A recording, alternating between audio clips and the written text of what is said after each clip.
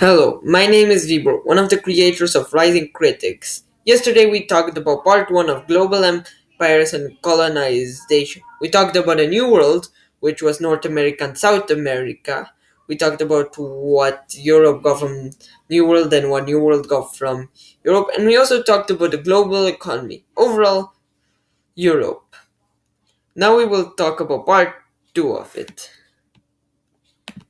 Slavery as part of the economy.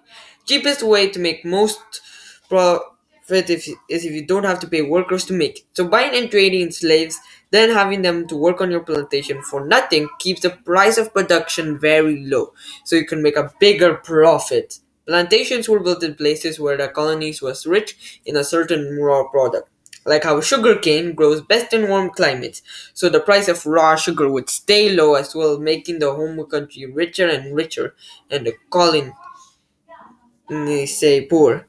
So think of slavery as robots. Slaves were back then robots, but they were actual human beings who needed food, water, and did get tired. Capitalism. Merchants started seeing how much profit could be made if they would also trade with others and try to own the companies they were running for the government. So capitalism became the economic system, which was based on a private ownership and maximizing profits based on a supply and demand system. We live in a capitalist country now, and I'm not talking about the US, I'm talking about Netherlands. It is a capitalist country, and it's also known as a free market or market economy because instead of having only one monopoly, competition made for more profit possibilities. Farmers benefit from this because they can work for wages or more easily own land and sell food easier. Inflation. Capitalist system means supply and demand are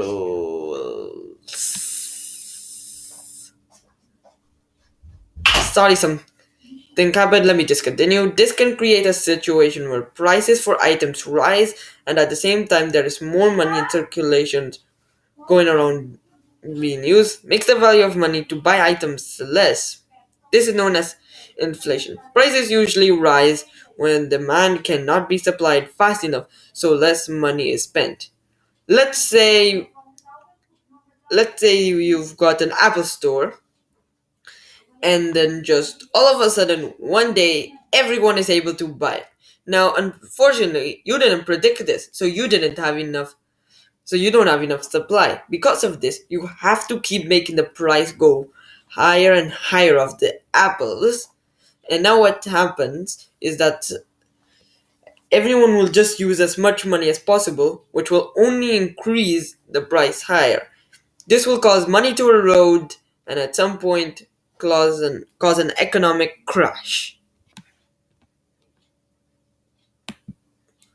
The market economy. Over time, mercantilism changed to capitalism, and products coming from expanding empires changed too. Netherlands and England, for example, became market economies, which was a system based on a free market without fixed price or major rules set by the government. So you can kind of call it. So it wasn't that controlled, and supply and demand was the main ruler of it. The cottage industry. People that worked usually at home make artisanal products were known as people that worked in the cottage industry. So tailors, carpenters, shoemaker, jewelry, watch makers, etc. Any person who makes an artisanal product and usually works from home. Middle class growth. Gap between the poor and the rich in expanding European countries closes a little because a new group of people grow. Because of the amount of money you can make as an artisan at home or merchant, you could get quite a bit of money and become a middle class, neither rich nor poor. Especially traders, merchants, and artisans were part of this category, but doctors, dentists, and bankers at first belonged to this too. I find it weird because now economics believe that the gap is going to be widening, but before it was closing in. Well, that was all today for part 2. Don't forget to like, share, and subscribe to rising critics. I will see you tomorrow.